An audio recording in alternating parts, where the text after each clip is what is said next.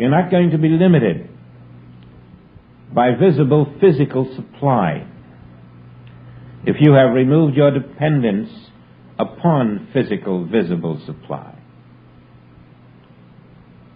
All is a prelude to an awakening into heaven on earth. All part of the purification of our mental universe.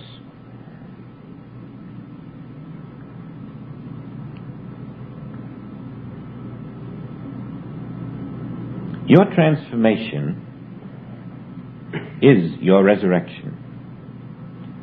Your change of belief in the acceptance of a spiritual universe in which there is no material substance.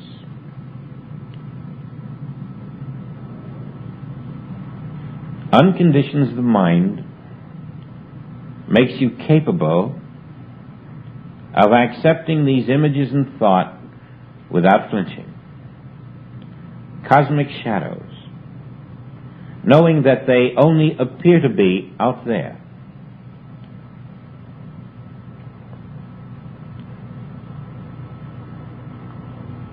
And then you do not try to overcome the cosmic shadow that has the name called disease, the cosmic shadow that has the name called pain, the cosmic shadow that has the name called defective organ,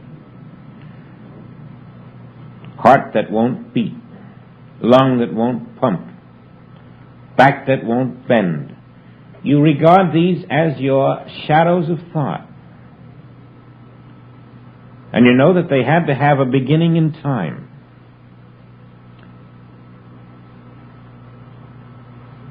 They did not begin in God. And then you let the infinite wisdom of the Father within do the works, removing the thinking mind, the interfering mind, the conditioned mind. I have nothing to resist, nothing to overcome, nothing to heal. This is the developed consciousness that must come. For only through this developed consciousness will you remove the divisions that we have all placed into this universe with our minds. Nothing in God is divided. God is never divided from God.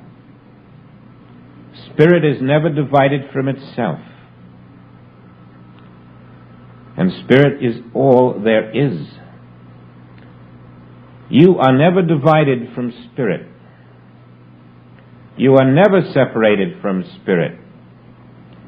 And therefore the power of spirit is functioning in you now. You do not have to defend against any evil on this earth because the power of spirit can never be divided from your being. That evil can only be a shadow of thought. It isn't out there to fight. It isn't out there to reform or change. And the silence of the mind that is a transmitter for that thought is the end of the shadow, the end of the lie, the end of the evil that never was there to resist, no matter what name it had been given by world thought. We meet this universe in our hearts, in our consciousness, in our acceptance that I, being spirit, can never be divided from spirit, which is all, and therefore the perfection of spirit is functioning throughout my being. That perfection of spirit from which I can never be separated is the power. There is no power to oppose it, to create evil, to sustain evil, to perpetuate evil. And therefore there is no evil there. As your beliefs in evil are dropped, you find that the seeming external evils of the world are also dropped. They were nothing but projected beliefs.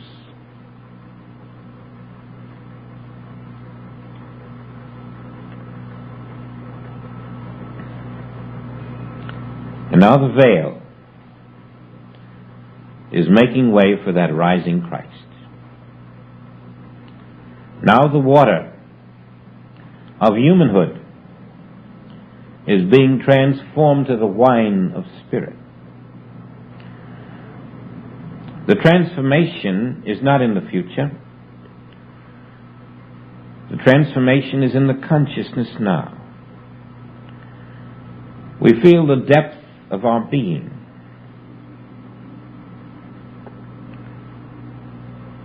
We feel the dissolution of a self that never was as the new self rises to the fore.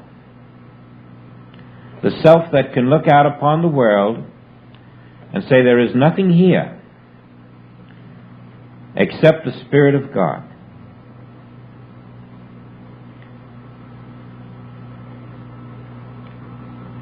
And all that appears is a cosmic image called the world.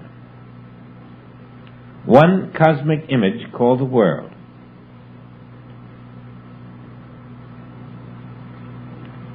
Never external to myself, existing only as a cosmic shadow of thought. There is nothing in the world that I must resist. Nothing. Not one thing, not one person, not one condition, not one situation. My resistance gives it a false sense of life, and that is what it breeds upon. The moment I wish to defend against it, I strengthen it. This duality has been the cause of every form of suffering on this earth. In your single-pointed desire to know only God, only the truth, only the Spirit, refusing to let anything else intervene in your life that might prevent your knowing God aright, you will find the strength, the courage, and the wisdom from within to reject all that is unlike God as a shadow of thought.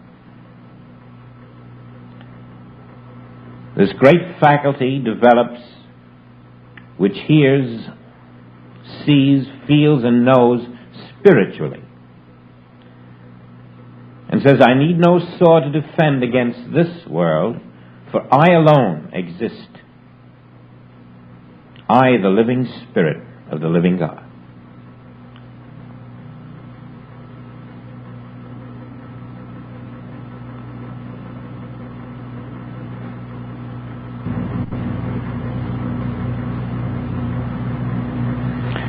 And then the Father who seeth in secret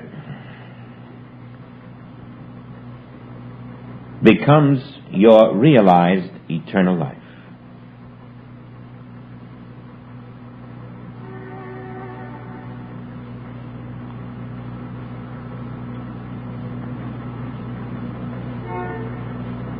This is our path. It would be so easy to take an easier way, a more comfortable way, but ultimately the error would show up, as it has. We won our freedom 200 years ago with a sword.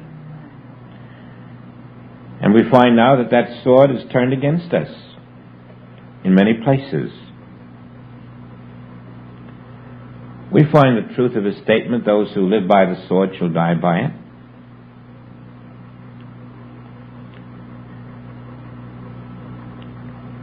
We haven't had peace in these 200 years.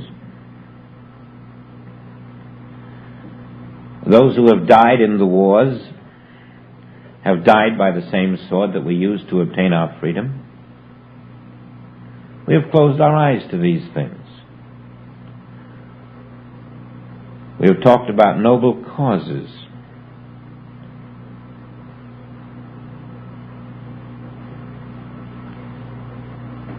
Now the courage and sense, the understanding is coming to this race that the words that were spoken were meant not to be ignored, not to be discussed, to be lived, to become our consciousness, expressing itself as a total non-resistance to unreality. There are no soldiers attacking. There is no material universe. There is only my Father's Spirit.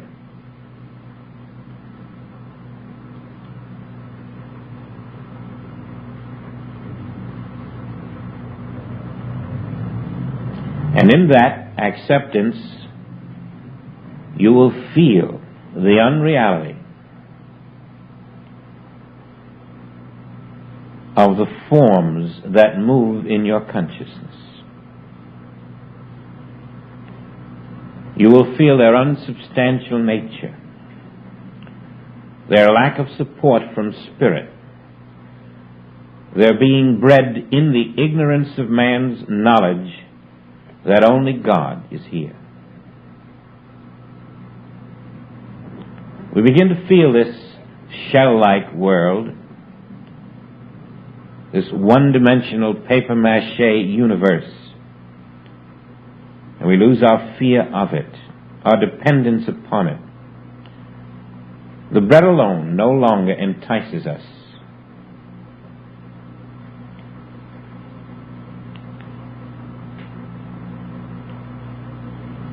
The rising wisdom of the Christ is cutting away the illusions of the mind of man. How far we're from it individually, only you can tell yourself. And the degree to which we come to it individually will determine the degree to which we come to it collectively. Every time you release the Christ of your being by removing the false sense of life, you are bringing light to the world. And the light that is brought to the world by others, plus the light that you are bringing, is overturning and overturning and overturning the false consciousness of man. Fear is giving way, and love is fulfilling the law of truth. You find that love bursting through you with such force that it will be impossible to return to the consciousness of yesterday.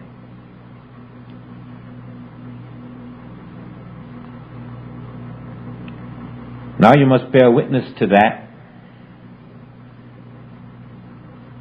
as the truth behind every neighbor.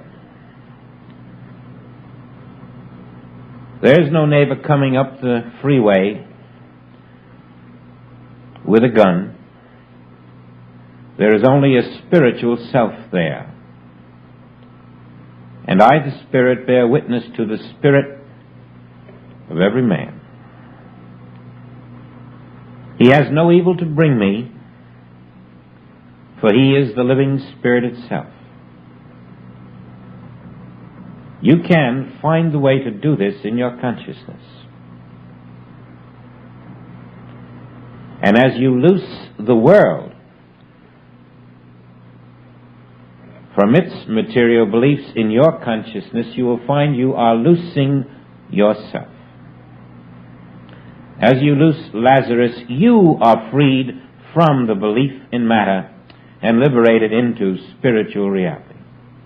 You are no longer bound because you are not binding your neighbor. We have Paul's statement here in 1 Corinthians, 13th chapter, 10th verse. But when that which is perfect is come, then that which is in part shall be done away. He's referring to the good and the evil of this world, which is perfect in part, will be done away when that which is perfect is come. As we catch the spiritual light, the illusions of the flesh are dissolved. When I was a child, I spake as a child, I understood as a child, I thought as a child. But when I became a man, I put away childish things.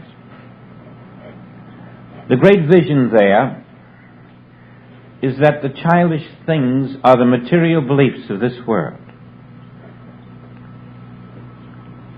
And just as a child plays with its toys and puts them away eventually, so Paul is saying that we play with the material things of this world until we mature spiritually. And then we have no need for our toys anymore. The material things now become seen for what they are, toys of our childhood. And now we play not with the toys, not with the material things, but rather we sow to the Spirit. We live in the Spirit. We abide in the Spirit in living revelation. We let the Spirit live itself in and through us as us. And then you see why he could say, for now, here in this material consciousness, we see through a glass darkly. But then, after the light, after the acceptance of a spiritual universe, face to face, now I know in part, but then shall I know even as also I am known. And so we can measure our spiritual adulthood by the degree to which we have placed aside the toys of matter, the world concepts, the beliefs. One of the subtleties of this is that while you're doing it, you probably still have a tendency to downgrade yourself. You think your intelligence isn't great enough to grasp the truth of spirit, or you have a guilt complex about a past. In some way, every time you downgrade yourself, you're falling into the trap of thinking of yourself as the very material self that the Bible is trying to lift you out of, for it never was you. There are no good qualities in you. There are no evil qualities in you. And when you think of yourself as possessing good qualities or evil qualities, you are still living with the toys. The Master says, why callest thou me good? I have no good qualities. Nor can you call me evil, for I have no evil qualities. I am the Spirit. And the Spirit only has divine qualities. So every time that you, in some way, feel that you are failing,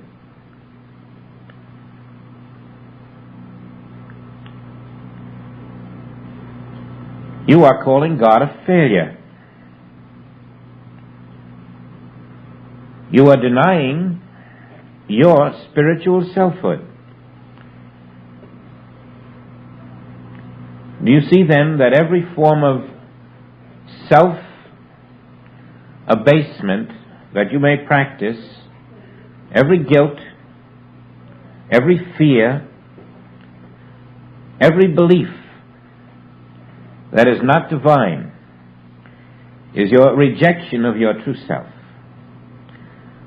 The Antichrist working to hypnotize you into the belief that you're someone other than you are.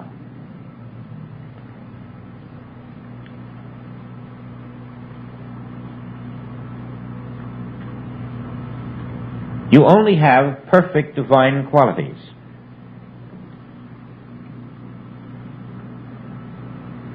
For there are no other qualities anywhere. And as these are accepted, they are exercised, they express, they move through the consciousness of one who accepts himself or herself to be that divine self. And then you find the great truth that all of the divine qualities of the Spirit are ever present. There are none withheld, none lacking. Limitation was illusion. How can the Spirit of God be limited?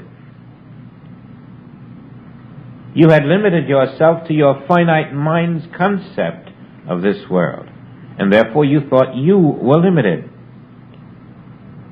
But the you that is limited is not God's creation. The you that is limited never was created and has no real existence. The you that is lacking was never created by God and has no real existence. The you that in any way is showing forth a quality unlike God is not you.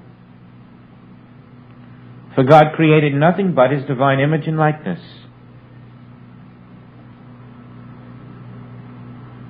To accept this is to not reject yourself.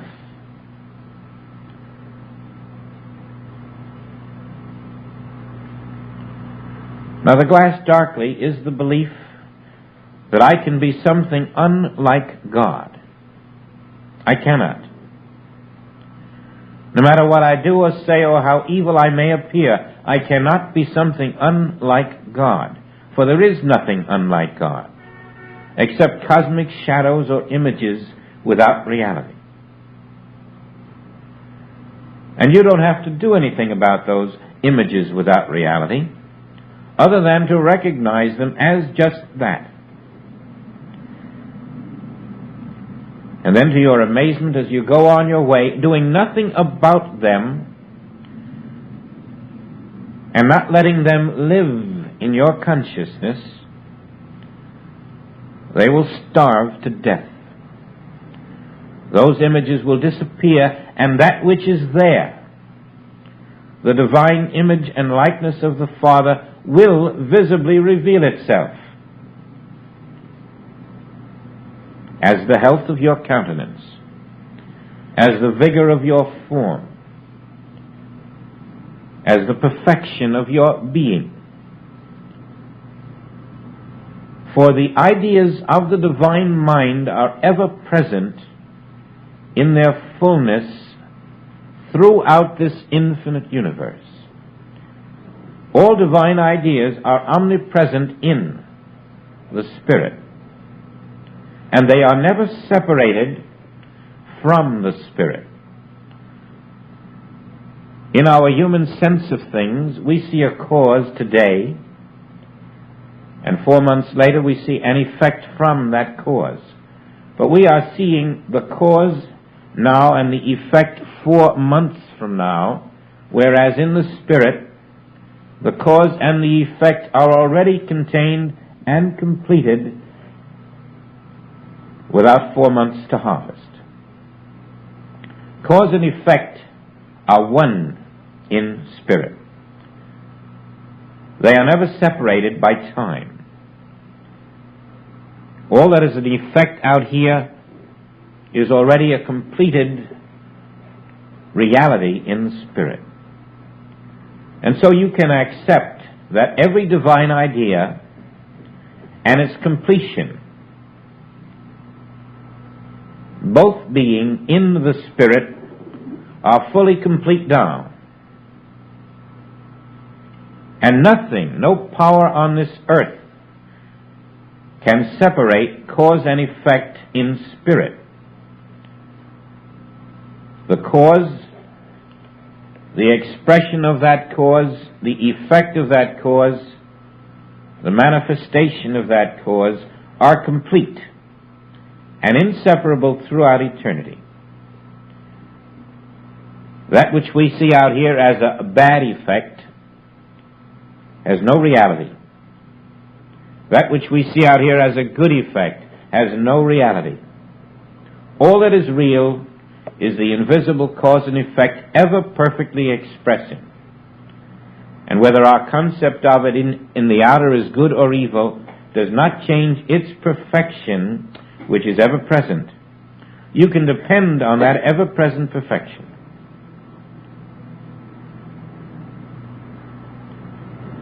Always to be there in spite of the appearances that you are seeing with your sense mind. And you must learn to accept that ever-present perfection.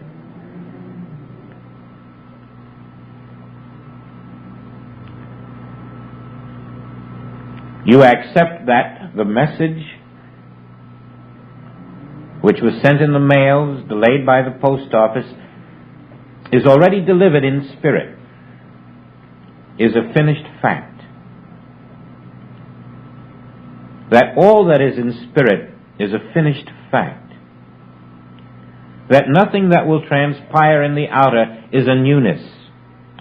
It is nothing but a delayed extension in time of that which is already in spirit a finished fact. And the finished facts of spirit are all there are, and they are perfect, and they are now. You stop walking in the extensions in time. You stop accepting them as the reality, but know them to be nothing but the outer images of the finished perfection in spirit. And then you're sowing not to the image, not to the effect, not to the time appearance. You're sowing to the spirit, and you're living in the now of spirit. This habit of living in that spiritual now of being, in the perfection that is invisible to human sense, is a further part of the preparation for the ultimate revolution in which you attain the realization of the resurrected self. You must live in his universe and not in a make-believe mental universe of images called physical forms. You must prove out the non-power of these mental images, and you must open the vacuum so that the splendor of the spirit that is present can shower forth its blossoms, its fruitage, its truth, its release, its light.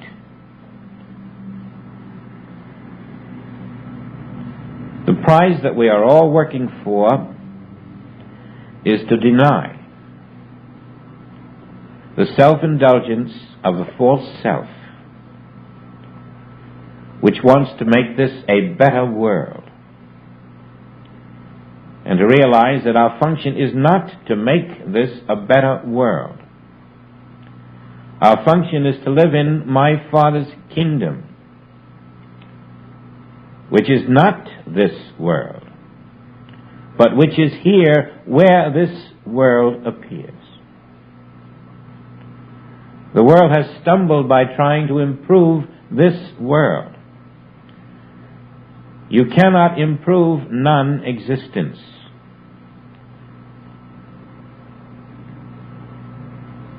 This world is nothing more than the added things. The kingdom of God that we are to walk in is our own spiritual selfhood. The added things will take care of themselves. This is how we'll break the barrier of a limited life, hemmed in by time on each end.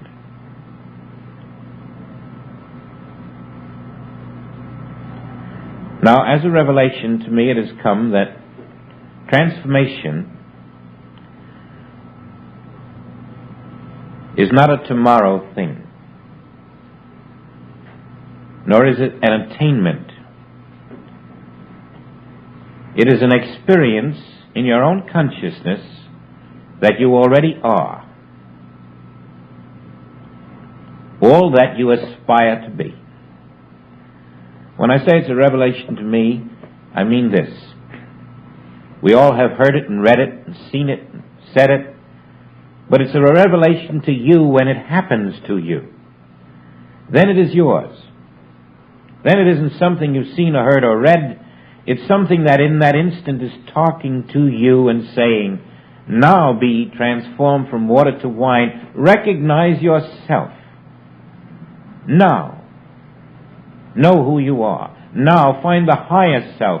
Now find the deeper self. Now reach out for those new dimensions that you already are. Don't try to become,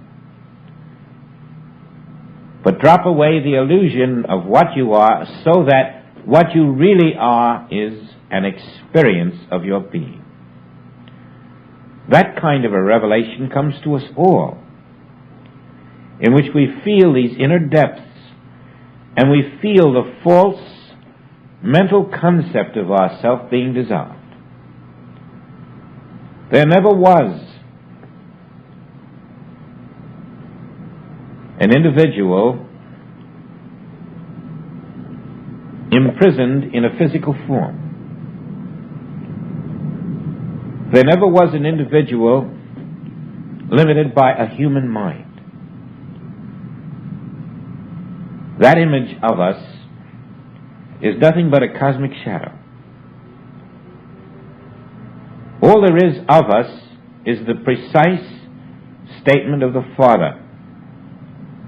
In my own image and likeness have I made thee.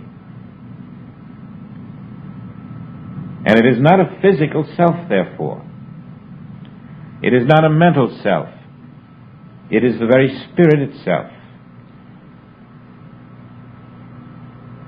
That is the transformation in which you drop your concepts of self, which the world has given you, which you have added to in time,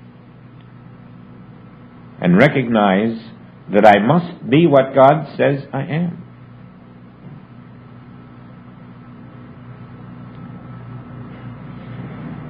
Until the false sense of self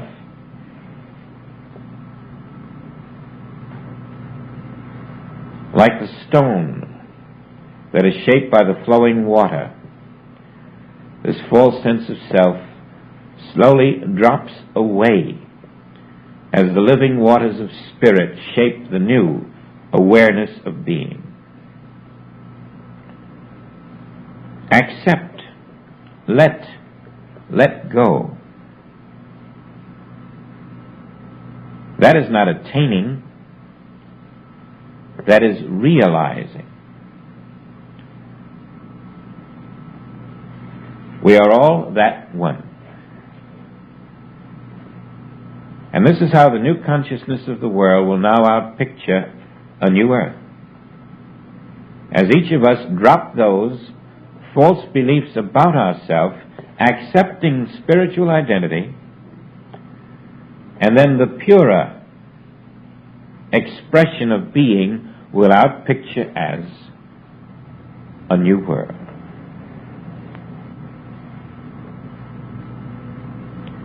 Now this is really a two-part lesson. This part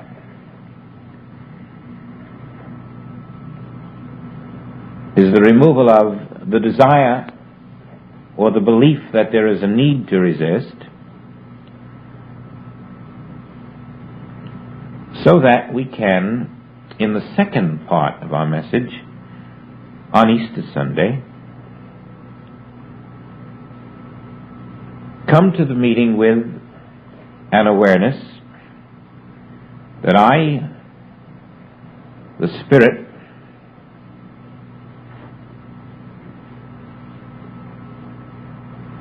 am all that is here. I can bring no ailments because I have none. I can bring no false beliefs because I have none. All I can bring is the awareness that I am the living Spirit of God. And in that, we will experience the risen Christ.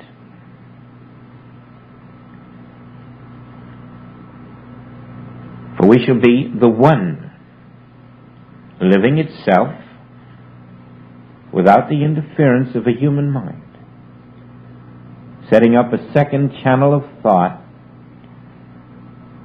finite, limited, opposites. In the absence of the false sense of self, the one self will be both student and teacher. The one immortal self expressing itself. So let us prepare for that resurrection class. And if we do not plan to be here in the flesh, no matter where you are, you can be here in the Spirit. For the Spirit that you are can never be divided from the Spirit in this classroom, if we are in consciousness. That is how ultimately the power of Spirit will express where you stand, nullifying all that is contrary to itself. As you are one with the Spirit of your being, you are one with the Father.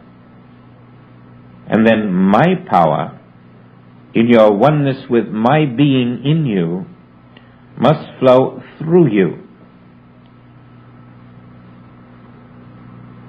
unopposed, liberating, sustaining, teaching, guiding, lifting, blessing.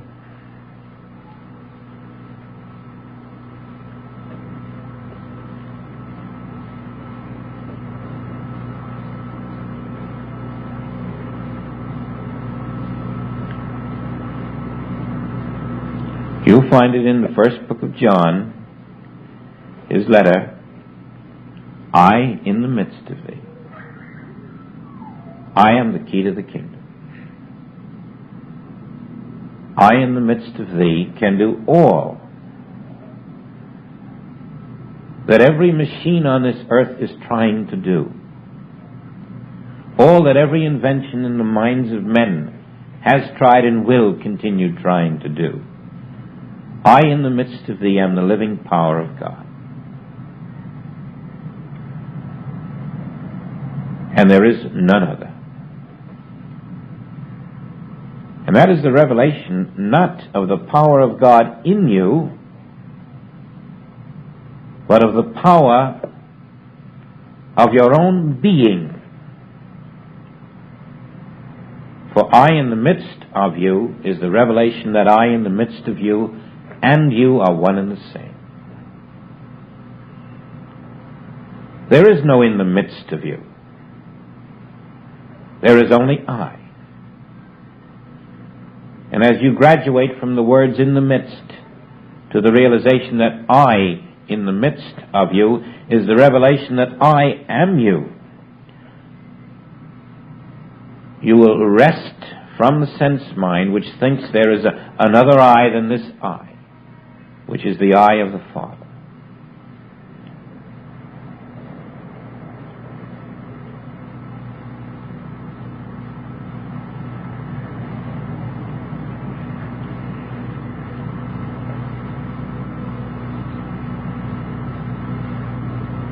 I am the resurrection.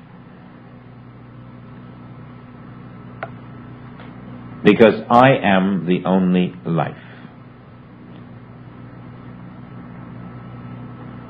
Yourself is the only life. Yourself will never be resurrected.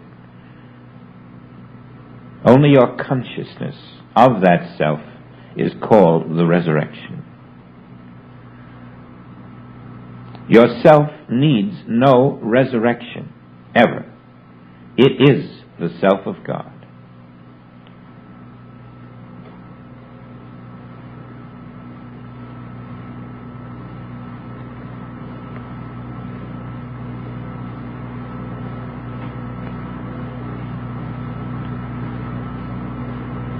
The experience of that self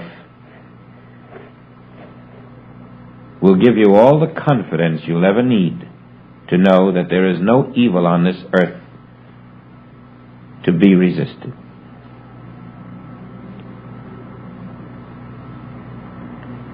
That is the great prize for which we sell all that we possess, the realization that I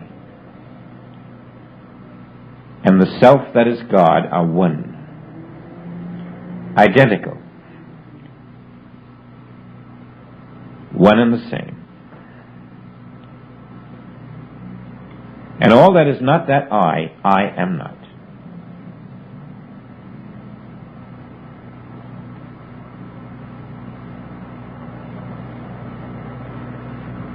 Resurrection is the return to reality.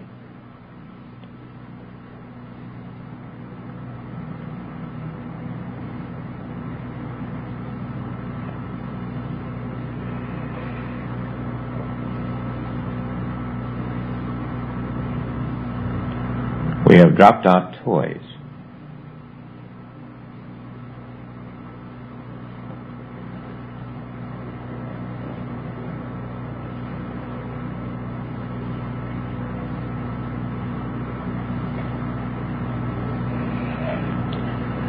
This is where we shall begin next week and hope to share an experience with you here or wherever you are. Meanwhile, to those who will not be here, a very joyous Easter. To those who will be, we hope that during this intervening time, you will work on the principle of transformation where you are, so that you can bring with you this enlightened consciousness to join with those around you in an experience of the risen Christ.